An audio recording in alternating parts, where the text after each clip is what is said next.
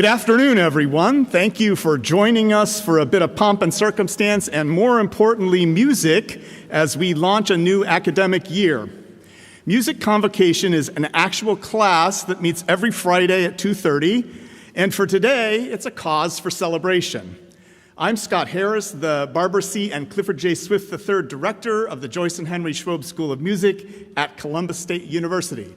And I want to particularly welcome our new students, the undergraduate class of 2028 and the graduate class of 2026. We're delighted you're here with all of our returning students, Provost Venn, Dean Ebright, faculty, staff, board members, patrons, and friends.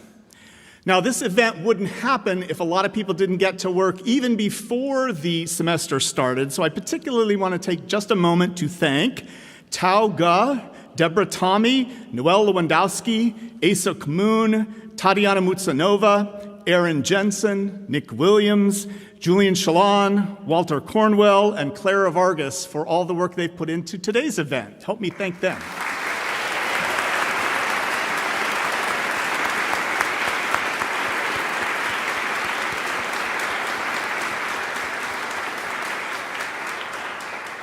So we've gathered to revel in a moment of excitement and anticipation. To use an au courant term, this room has some serious vibe. Lots of eagerness, lots of ambition, some nerves, lots of anticipation, and curiosity. And there are three things I want to say to students right off the bat. And the first is that saying right off the bat is thematic, and we'll come back to it. The second is that there's about 1,000 years of collective musical experience on this stage, and all of it is at your disposal. It's a treasure we want nothing more than to share with you. And third, these faculty members are going to ask you to work really hard this year because they can see sparks of artistry and creativity in you that you may not yet be aware of yourself. We're honored to be able to spend this year working with each and every one of you. Now it's my privilege to introduce our guests on the stage. Bringing greetings from the university, please welcome Interim Provost and Executive Vice President, Dr. Marty Venn.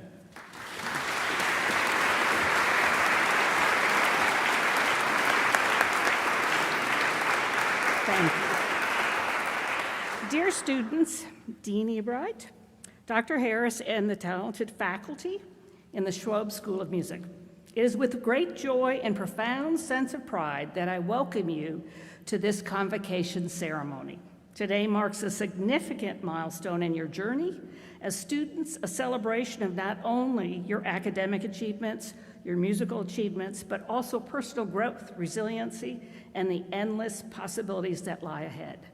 I wish you and your faculty all the success in the coming year. Thank you.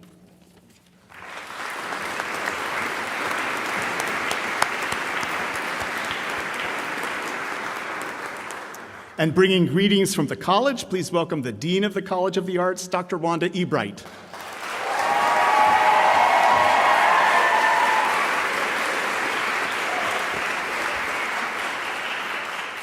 Thank you. I like you too. I'd love to welcome all of you back. Those of you who are new, welcome to the Schwob School of Music and the College of the Arts.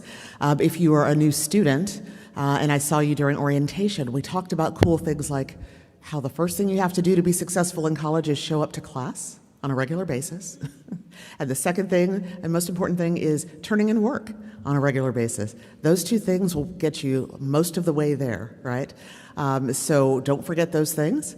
If you're a returning student, you know how intense and real the semester is about to get, right? Because we know about all the rehearsals and the classes. You're going to be in multiple ensembles, and then you're going to want to be in additional ensembles because it just seems like really cool stuff to do. And then you're going to be like, oh my gosh, the end of the semester, maybe I should do all that homework. How many classes did I miss? Please start now, all right, for new and returning students. Now is the time that you're not really thinking about your schedule other than to look at where your classes are placed and your rehearsals are placed. If you would go one step further and look for where the spaces are between those things, there won't be a lot of them in Schwob, I know this, but there are places in your schedule where you can stop and eat, you can hydrate, you can take a nap if you need one, you could do homework. You could just schedule that in now while you still have blocks in the day so that you actually can get all of that done as you go. And the semester will not get as stressful, and you won't have as much trouble keeping up with all of it at the end of the semester and trying to make up the difference later. Do that gift for yourselves. That would be my number one wish for you. My other wish for you would be, if you are a returning student here in Schwab, if you could take a moment to think about what would have made it an even better experience for you socially. Could somebody have smiled at you when you were new and said, hey, you look lost. Do you know how to find your class? Hey, are you new? You don't look, you look unfamiliar to me. Are you new here? Well, welcome, my name is. So they know somebody else. What would have made a difference for you? What kindness would have made a difference for you as a new student here at Schwab, whether it's an undergraduate or a graduate student? If you could take a moment to think about that, in addition to where the gaps are in your schedule so you can eat, sleep, and do homework, those are my wishes for all of you. Other than that, I just want you to have a lot of fun. Remember that the dean's office isn't only a scary place you come to if you're in trouble. We do solve problems all day, every day, but also you can just come say hi and let me know when you're performing. If there's something you want me to come and see, I'm happy to do it if it fits in the calendar, but I don't know about them unless you tell me. So I'm looking forward to that. My colleagues, I respect you, I admire you. I know that you are brilliant at what you do. I never question those things. That is a real gift for a dean, to be able to come into a school at a college and look around and go, yes, I admire and respect and really envy the level of expertise of all of my colleagues. I'm thankful for you every day, and I'm thankful for the honor to lead you. Thank you for what you do. Thanks, everyone. Have a great semester.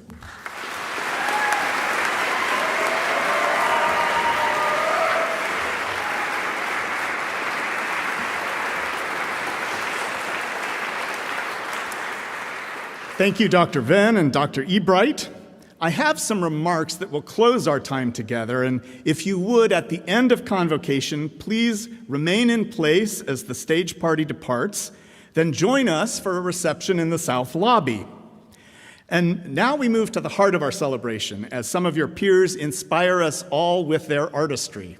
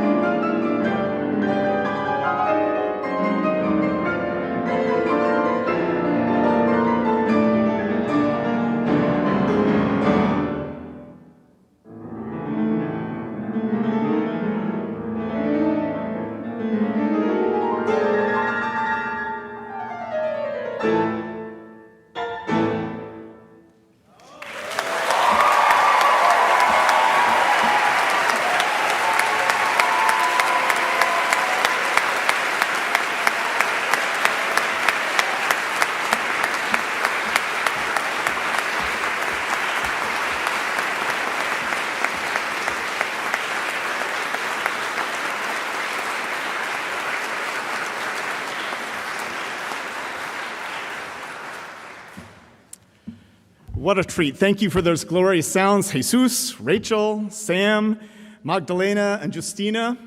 Just a small tip of the iceberg of the incredible students we have at the Schwob School of Music. So I have a few watchwords to think about as we start the year. And the first word is gusto, or as we say in these parts, gusto, which is our annual fundraiser for music scholarships. A group of dedicated board members and friends works all year long on our behalf to plan and execute a flawless gusto evening in February. But even without the exclamation point and the Italian pronunciation, it's a pretty cool word, which I recently encountered in Ray Bradbury's book, Zen and the Art of Writing. Quote, zest, gusto. How rarely one hears these words used. How rarely do we see people living, or for that matter, creating by them. Yet if I were asked to name the most important items in a writer's makeup, I could only warn, look to your zest, see to your gusto. The first thing a writer should be is excited, a thing of fevers and enthusiasms. Bradbury advocates putting all the vigor, vitality, and joy you can muster into your art. One more quote. Without zest, without gusto, without love, without fun, you are only half a writer. So, whether it's football at Lake Bottom Park or frisbee on Leeburn Plaza, make sure that alongside your very hard work, you also have some fun each week. And you find ways to translate that experience into your music making. Don't be only half a musician. Now, one of the fun things headed our way this year is the return of professional baseball to Columbus. And this time next year, you could be sweltering at a game up the street and having a grand old time at the ballpark. And one of the great traditions in baseball is the seventh inning stretch. Now, we've got our beautiful, newly restored Jordan concert organ. We have baseball on the way. We have a room full of singers. And it's time for the seventh inning stretch. So, what the heck? We have everything but beer in the aisles. We're going to sing the third best known song in the U.S. right behind the national anthem and Happy Birthday. We'll sing it twice through. If you don't know the song, it's printed in your program. So as you're able, please stand, stretch all you want. Dr. Moon will give us 8 bars, and then we're off.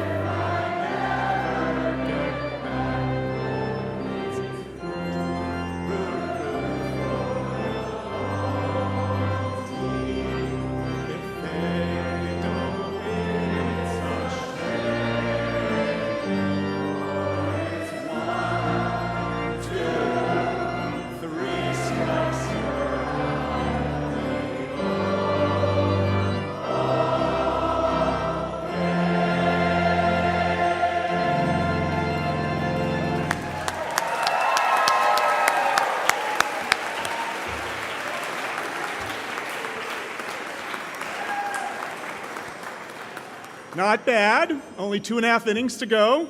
So, my second watchword is buoyancy.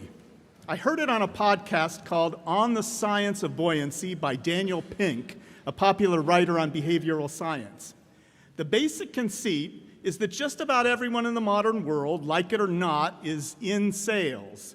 Some aspects of our lives include convincing someone to give up something they value, time, attention, money, for something else. The discussion turns to what we can learn from people who really are in sales and are really good at it. Pink talks about how such folks remain buoyant, crystallizing the central question thusly, quote, "Buoyancy is, how do you stay afloat on an ocean of rejection?" I'll share just 2 points, which Pink buttresses with lots of data from studies on human effectiveness. The first is that self-talk heading into any encounter works best if it is interrogative rather than declarative. In other words, counterintuitively, don't assert, "I can do this," ask, "Can I do this?" Why? Quote, "Questions by their very nature elicit an active response. Interrogative self-talk is more muscular because you start preparing, you start rehearsing, getting ready. In other words, you do those reinforcing positive things in your head as you answer the question, can I do this? The second is that true positivity, a state in which positive emotions have a 3-to-1 ratio to negative emotions, can be cultivated, and in the end is the ideal ratio for human flourishing. Buoyancy, the ability to be resilient and spring back, requires, quote, "the proper amount of levity moderated by some amount of gravity." And getting that mix of levity and gravity right is important for societies as well as individuals. Buoyancy is a watchword for our times if there ever was one. My third watchword, or words, look up. Look up again at the organ loft, if you would. A number of the pipes you see were replaced earlier this year while the organ was out of commission. But now they are fully restored and gleaming, and to me, they're a symbol of how much care goes into maintaining what we have here. Sarah Cooper and Harry McGowan do a great job of keeping our building clean. Steve Morse, Neil Lay, Trent Wickland, and the campus services teams work on everything from scaffolding to HVAC to repairing the roof over our heads. And every day, among the many other things he does, Tao Ga is making sure our spaces are safe, secure, well-functioning, and tightly scheduled. Yeah.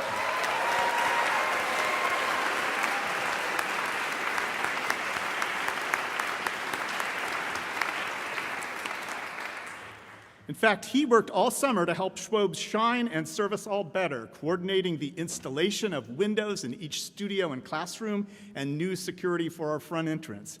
Just let's give them all another round of applause for everything they do for us.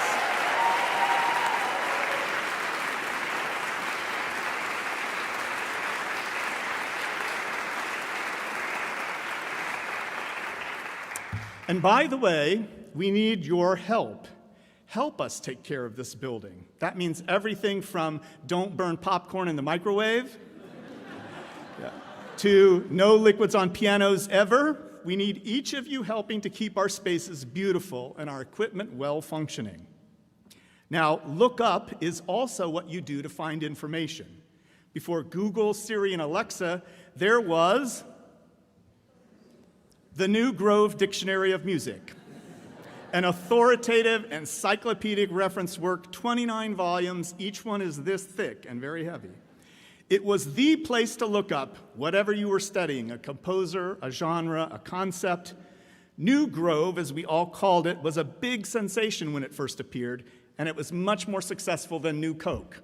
And if you don't get that reference, ask somebody old like me.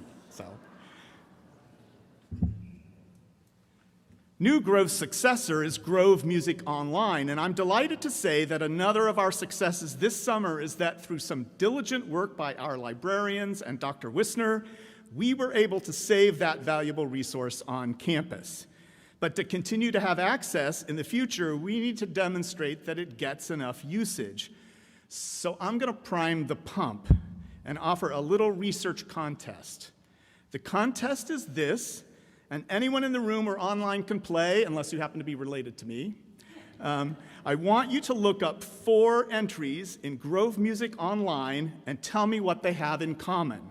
Those 4 entries are Jimmy Yancey, and yes, I said Jimmy Yancey, disco, Richard Adler, Charles Ives. You don't need to write those down. There's a whiteboard on your way out of the hall where they're listed, and you can take a quick cell phone pic. If you're one of the first 4 people to email me with the correct answer, I will take you to Chili Thai for lunch, so look them up. Then, there are those we look up to and whom we respect and thank for decades of building and striving and helping the Schwab School and CSU become what they are today. We stand on the shoulders of giants, and this semester we get to honor someone who was our Babe Ruth and Hank Aaron all in one, MVP of MVPs. Rex Whidden turns 80 this fall, and you're all invited to his birthday party on October 6th. Rex, with deepest gratitude, we look up to you, thank you, and look forward to celebrating with you.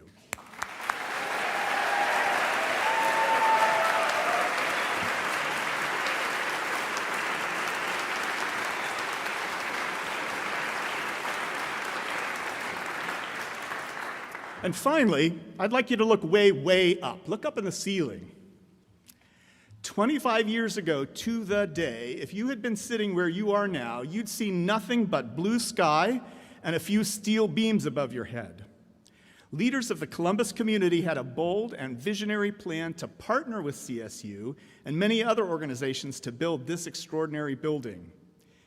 We enjoy this facility every day and put it to its highest and best use because those we look up to thought of us and what we would someday be able to accomplish with this glorious space.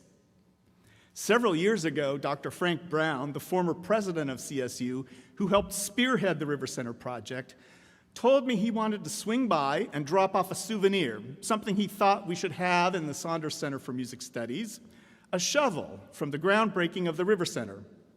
Now, I expected that he might hand me a slightly rusted tool that, maybe we could gold plate, put in a frame, and hang on the wall. But what he handed me was this.